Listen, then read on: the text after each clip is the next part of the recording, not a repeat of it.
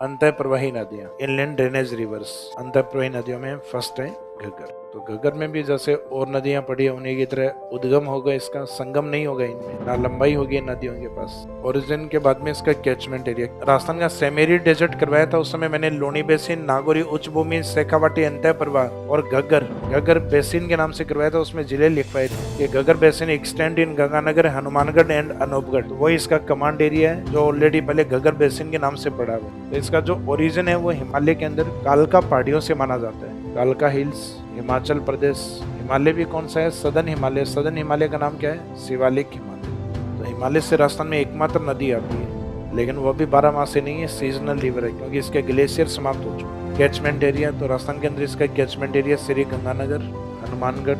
गंगानगर का जो पार्ट अलग हुआ है उस साइड से भी बहती है अनूपगढ़, तो इसमें श्री गंगानगर, हनुमानगढ़ एंड अनूपगढ़। शिवालिक हिमालय का जो पार्ट है जिसमें कालका हिल्स, हिमाचल प्रदेश। यहाँ से नदी ओरिजिनेट होके पंजाब, हरियाणा होते हुए हरियाणा के बाद राजस्थान में जहाँ से इसकी एंट्री होती है वो जगह का नाम है तलवाड़ा।